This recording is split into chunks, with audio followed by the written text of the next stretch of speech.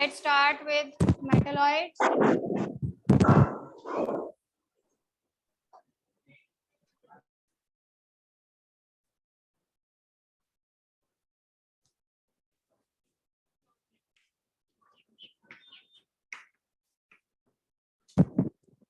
We started with metals and non-metals, right?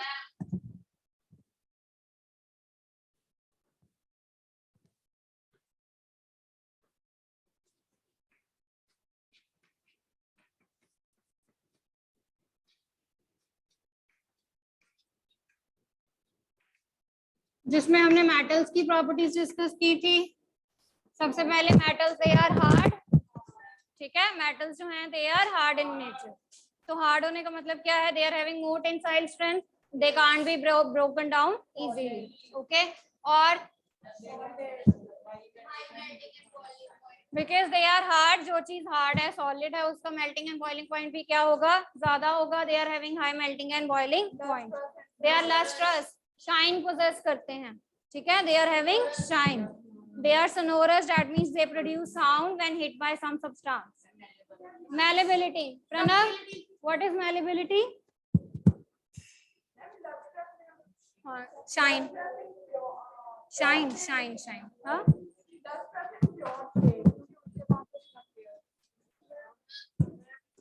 Pranav, malleability. Adish, malleability. Ductility. So malleability is the property of the metal so that they can be converted into the sheets by hammering, ठीक है। तो हम कौन कौन से metals जो हैं वो मैलेबल हैं? नॉर्मली सारे मेटल्स मैलेबल हैं, आयरन, कॉपर, सिल्वर, ठीक है। Ductility, ductile, they can be converted into wires, copper, ठीक है। हाँ जी, टंगस्टन, कॉपर, टंगस्टन के फिलामेंट्स में यूज होते हैं।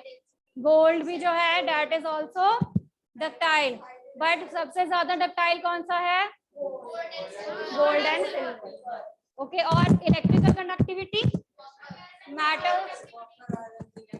metals they are having high conductivity, electrical conductivity and heat conduction, okay. Next, they are having high density, जिनका मास ज्यादा है उनकी डेंसिटी भी ज्यादा होगी, ठीक है। चलिए अब मैं आपको एक्सेप्शंस बताते हैं। सबसे पहले अब हम एक्सेप्शंस डिस्कस करते हैं। All metals are solid except that is mercury is liquid at room temperature, ठीक है। the only non-metal that exists in liquid state, bromine. Bromine is the only liquid that exists in, only non-metal that exists in liquid.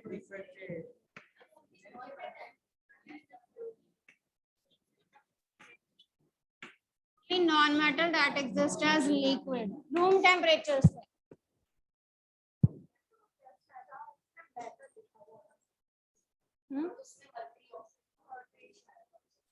चलो कौन सा test है? Okay, उसके बाद malleability, सबसे ज्यादा मैलेबल कौन कौन से हैं? गोल्ड है और एल्यूमिनियम है, ठीक है, with the exception of zinc. Zinc is brittle, ठीक है। मैलेबिलिटी में और कौन सा है? जिंक नहीं इंक्लूड कर सकते, with the exception of zinc that is brittle. Brittle metal जो है वो टूट जाता है जब आप उसको हैमर करोगे। This is the second exception, ठीक है जी। नॉन मेटल्स और कौन सा? वो तो हार्डेस्ट नोन सब्सटेंसेस है ना।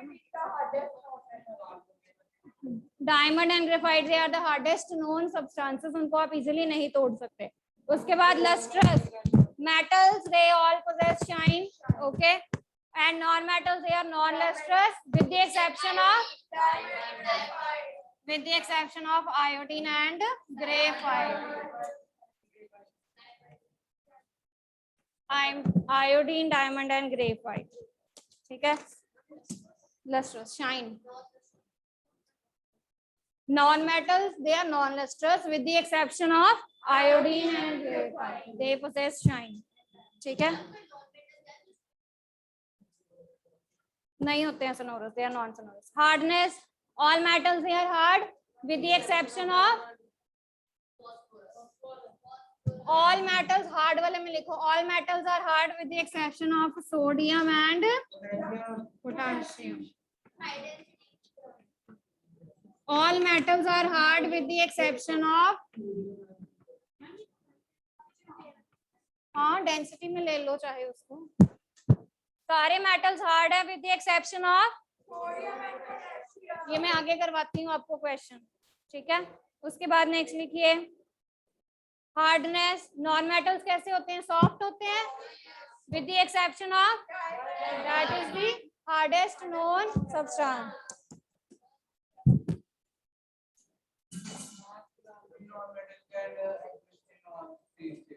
ठीक है जी, यहाँ तक हो गया क्लियर। अब उसके बाद नेक्स्ट चलते हैं, राइट डाउन मेटलॉइड्स।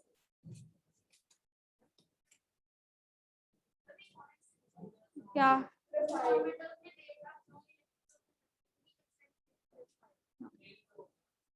करवा दिया ना बस मैंने ये आपको, चलिए right down. Next are metalloids. Metalloids कौन से होंगे, so the elements that will behave both like metals and non-metals, उनको हम क्या कहते हैं, so elements that behave both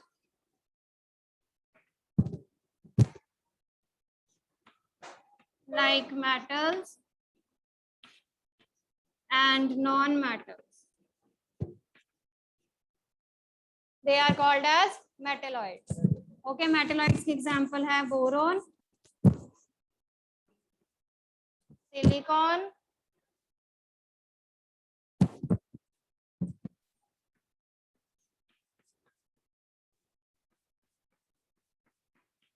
antimony, bismuth, arsenic also. ठीक है जी, तो इसमें से जो आपने ले सेलेक्ट करने हैं आप कर सकते हैं।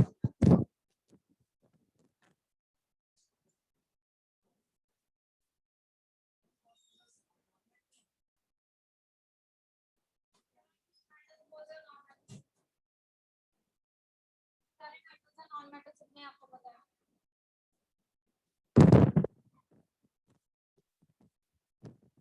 example of metals and non-metals, silver, gold, copper, zinc, iron, aluminium,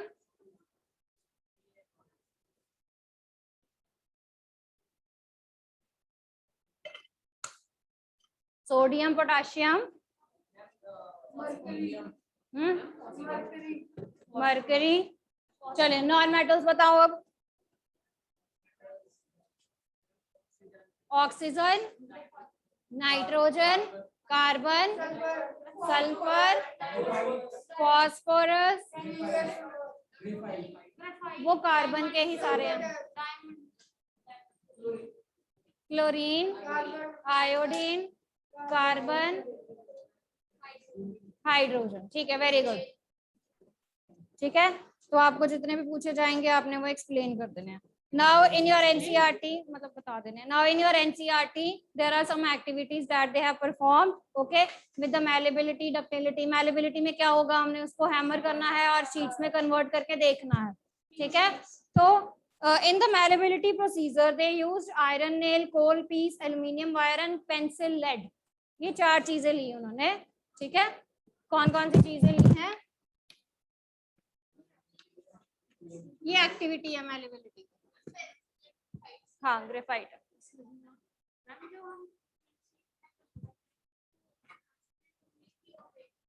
बेटा एल्यूमिनियम देखो कैसा है, वो मेटल पे डिपेंड करेगा ना कि मेटल का कैसा टेक्सचर है। जैसे एल्यूमिनियम है वो थोड़ा ट्रांसपेरेंट होता है। अब ये हमने 4 एलिमेंट्स लिए हैं and they try to hammer them in order to see whether they are malleable और नॉट। इसमें से कौन सा मेलेबल होगा और कौन सा नहीं,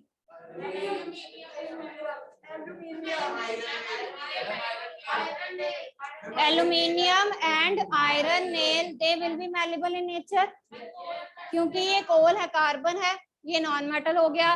lead pencil lead is made of graphite, so that is also non metal. तो ये दोनों जो है they will not be malleable, ठीक है, इसीलिए ये ब्रेक कर जाएंगे. Okay, so they are brittle in nature, they are not malleable, they are brittle in nature, ये टूट जाएंगे. Okay, so secondly, okay, now give the answer of this. Can you hold a hot metallic pan which is without a plastic or wooden handle? No. Why?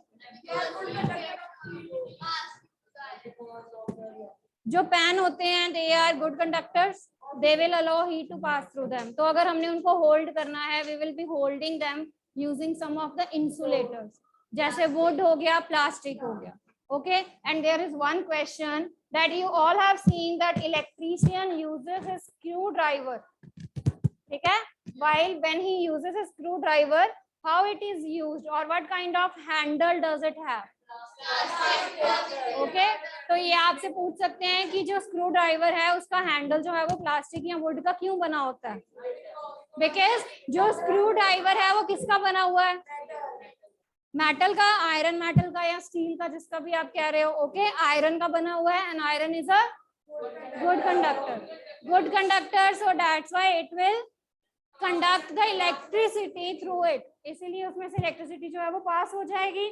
Okay, and the person doing the electrical works, he will get the shock. Okay, so that's why the handles, they are made of wood or plastic.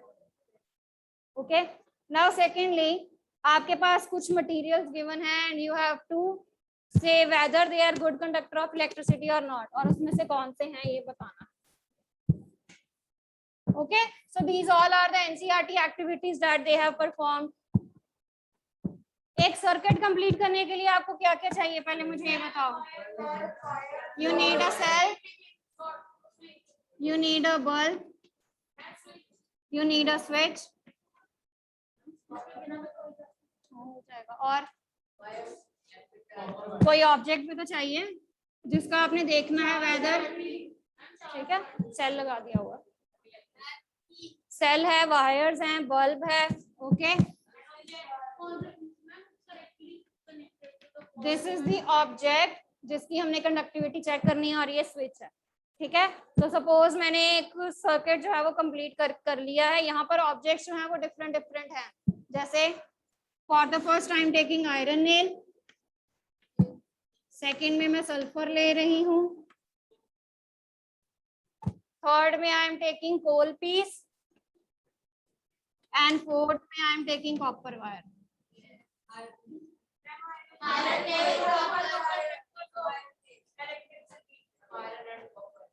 Iron and copper, क्योंकि sulphur and coal they both are. Okay, so जहां पर जब मैंने iron नहीं लगाऊंगी then the bulb will glow, sulphur और coal के piece में the bulb will not glow, copper wire के केस में the bulb will glow. Okay, right. So due to the sonorous property, you all have seen that the bells, they are made of metal. देखिए आपने जो bells होती schools या office places में use करते हैं, okay, that works on the principle of sonority. Metals, they are sonorous in nature, so that's why when they are hit by some of the substance, they produce sound. Okay. Next, write down.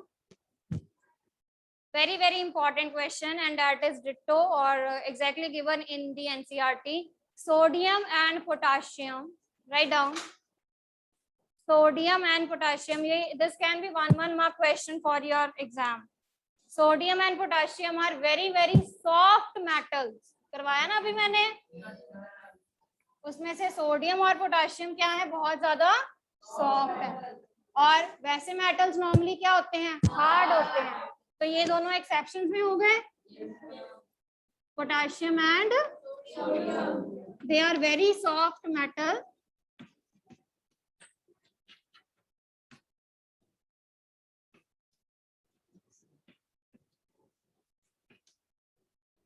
They can be cut with knife, आप easily उनको knife से cut कर सकते हो.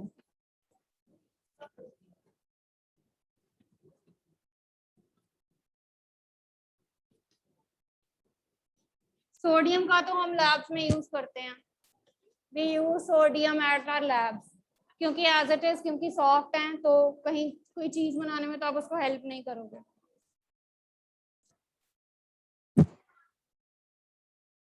अंश stand up. Name the only metal that is exist in liquid state at room temperature. Sit down. ठीक है जी, यहाँ तक क्लियर हो गया। With this, we are done with the general properties or physical properties of metals, non-metals. Okay? And metalloids की हमने definition की है। हो गया क्लियर सबको? ठीक है, सारी एक्सेप्शंस आपकी टिप्स पे होनी चाहिए। ओके? मेटलॉइड्स की प्रॉपर्टीज नहीं है, ये ऐसे एलिमेंट्स हैं जो मेटल्स की तरह भी बिहेव करते हैं और नॉन मेटल्स की तरह भी। ठीक है, तो यानी कि दोनों के मिक्सचर से ये बने हुए हैं। ओके, चलिए नेक्स्ट राइट डाउन।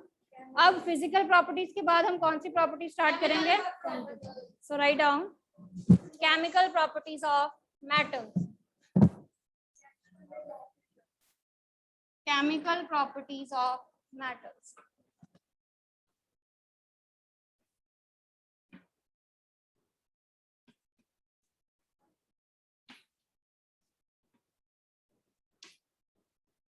इसमें आप सबसे पहले वाली जो प्रॉपर्टी है वो आप स्टडी भी करके आए हो in your lower classes, in your 7th class. The first one is,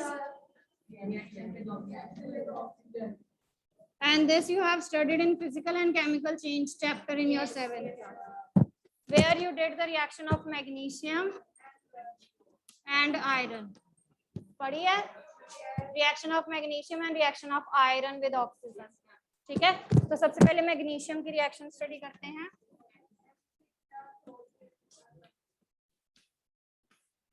magnesium we are taking in the form of a ribbon. हमने मैग्नीशियम रिबन लिया था, उसमें ऑक्सीजन ऐड की, ठीक है, and we get magnesium oxide that burns with a, Ishan stand up. What is the color of magnesium oxide?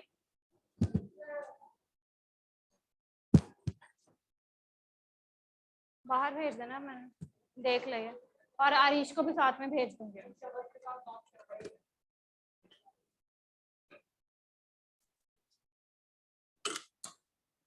जाना है बाहर?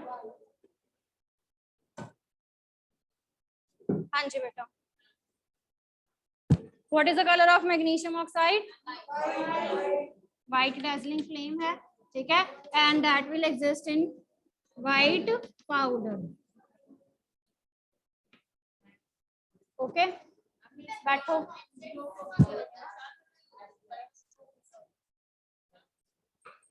यहाँ तक रिएक्शन क्लियर है?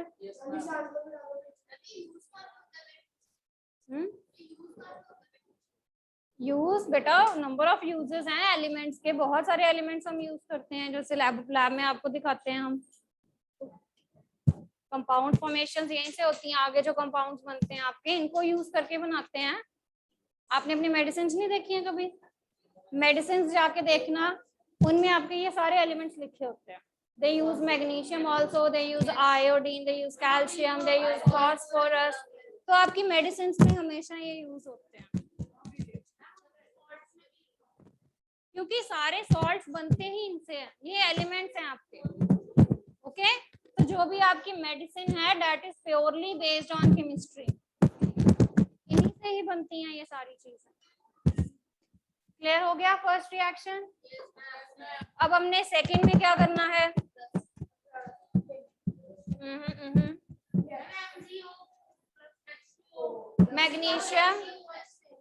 मैग्नीशियम ऑक्साइड की रिएक्शन करनी है हमने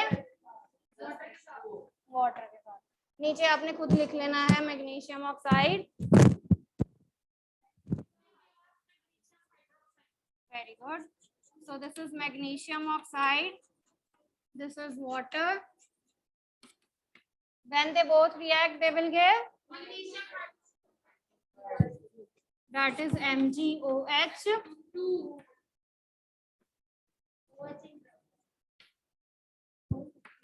so that is magnesium hydroxide.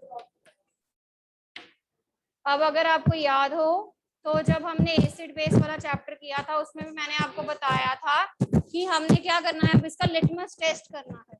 We will be testing the blue and the lead litmus on the magnesium hydroxide or the magnesium oxide.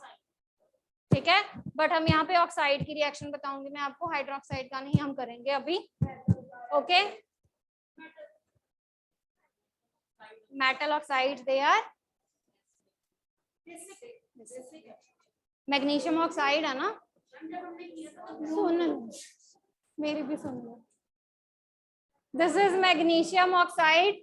ठीक है, अब मैग्नीशियम ऑक्साइड में हमने क्या करना है, we will be using it. Okay, the blue and the red litmus on this magnesium oxide. आपने उसका पानी में सॉल्यूशन बना लेना है. ठीक है, तो when you will be using the blue and the red litmus on both magnesium oxide also and magnesium hydroxide पे, so what color change you will expect? Blue, red to blue, red to blue. Red litmus will convert into blue color. Red to blue यानी कि this is basic in nature हो गया. तो यहाँ से हमने क्या डिड्यूस किया है,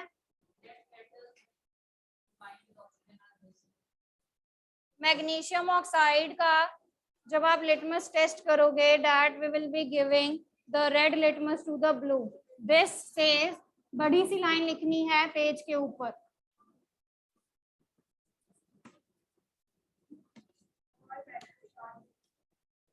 ऑल मेटल ऑक्साइड्स आर,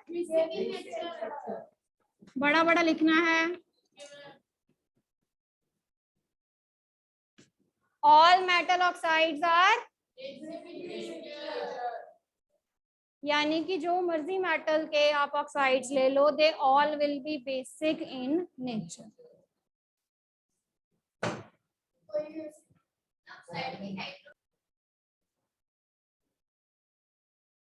हाँ जी, यहाँ तक क्लियर हो गया.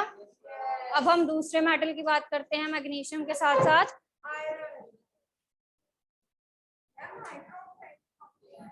ये OH, हाँ, मैग्नीशियम ऑक्साइड यहाँ पर दे आर बेसिक. जब आप मैग्नीशियम हाइड्रोक्साइड का भी टेस्ट करोगे, दैट इज ऑल्सो बेसिक. तो उसमें दोनों केस में आपको रेड लिटमस ब्लू देना. All metals are all metal oxides and hydroxides they will be basic. ठीक है, क्योंकि आपकी अभी बुक में सिर्फ ऑक्साइड्स हैं, that's why we have done oxides only. All metal oxides they are basic in nature, non metals. ठीक है, अब नेक्स्ट एग्जांपल करते हैं आयरन की.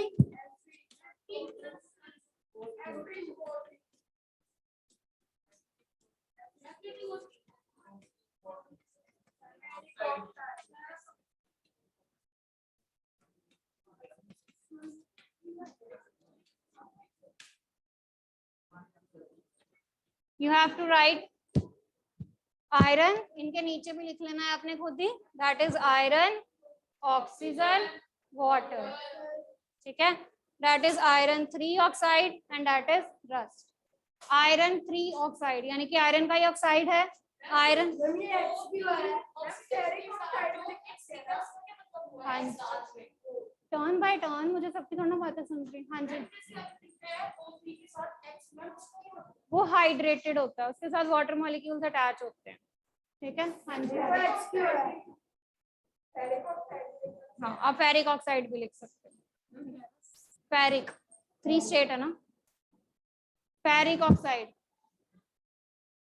ओके, अब ये भी मेटल का ऑक्साइड है ना, आयरन इज अ मेटल. ये भी मेटल का ऑक्साइड है. तो जब आप इसका भी टेस्ट करोगे विद लिटमस, ठीक है, जब आप इसका भी टेस्ट करोगे, लिटमस में पाउडर है तो आपने इसको थोड़ा सा वाटर में डाल देना है, क्योंकि फ्लेक्स है ना, तो फ्लेक्स को थोड़ा सा जब आपने पानी में ऐड कर देना, उसके ऊपर टेस्ट कर लेना है लिटमस का. Again it will convert red litmus. So that confirms that iron 3 oxide is basic in nature. ठीक है जी।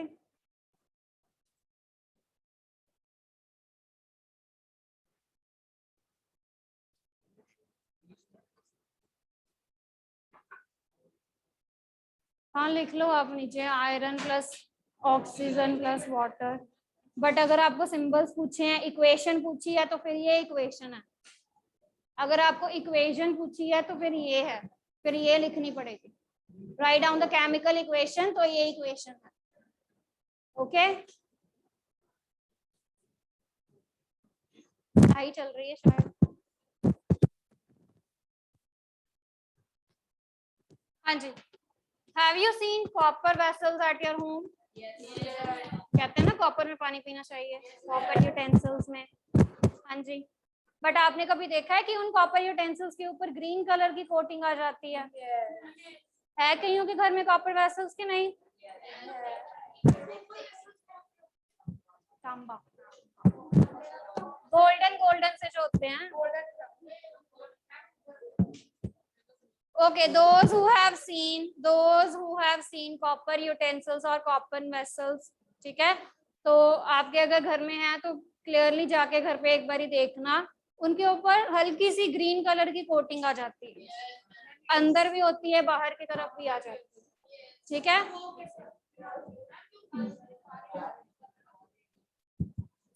जैसे आयरन को ऑक्सीजन के कांटेक्ट में आके रस्ट लग जाता है, वैसे ही जो कॉपर है, when it comes in contact with oxygen, water and carbon dioxide, okay, तो ये कुछ और कंपाउंड फॉर्म कर देता है, तो उन कंपाउंड्स के कारण जो है उसके ऊपर ग्रीन कलर की कोटिंग आ जाती है। Okay, so write down, so firstly write down copper. When the copper vessel is exposed to moist air, when the copper vessel is exposed to moist air,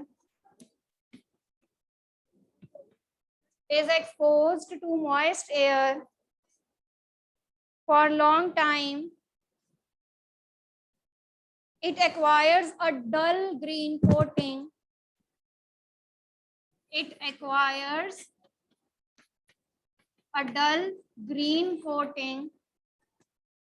It acquires a dull green coating. The green coating is due to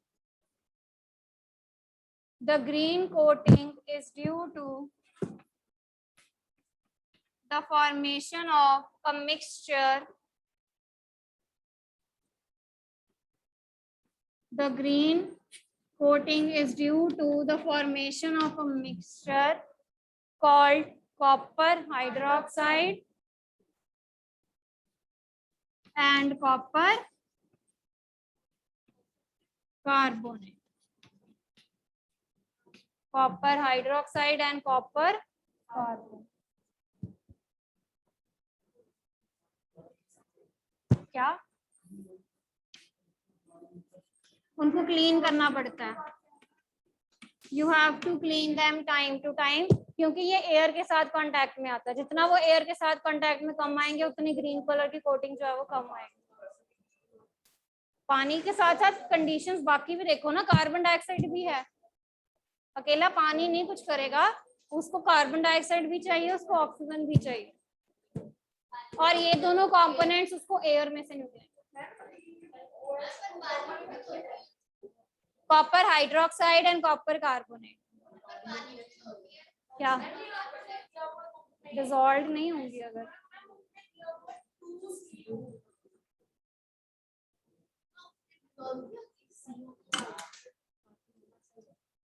oxygen dissolve होती है, but that is not specific कि आपके water में हमेशा dissolved oxygen present होगी, जरूरी थोड़ी ना, वो तो हम एक्वेटिक एनिमल्स के लिए कहते हैं कि उनके लिए जो है, जैसे आयरन की रस्टिंग के लिए इंपॉर्टेंट कंडीशंस है, अगर इसमें से भी कोई कंडीशन नहीं दोगे आप तो नहीं रस्ट होगा ना, ग्रीन कलर कोटिंग नहीं आएगी, बट नॉर्मली ये होती ही होती है, आपको टाइम टू टाइम उसको क्लीन करना ही पड़ता है। जितना मर्जी आप अपने यूटेंसिल्स को बचाओ, बट ये ग्रीन कलर की कोटिंग आती ही आती है हमेशा। Okay, this is copper, this is, क्योंकि दो कॉपर है ना, एक ये कॉपर एक ये कॉपर। अच्छा, आपको पता है बैलेंसिंग का? अच्छा देखो, दिस इज कॉपर, इसके नीचे लिख लेना है आपने, दिस इज कवेश, this is, this is,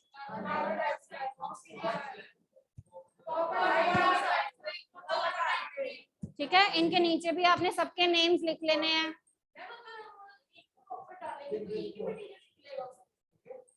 access में ही डालना पड़ता है, डालना नहीं पड़ता है, हम नहीं डालेंगे। Here it is in the form of vessel, वो कंटेनर है, वो यूटेंसिल है।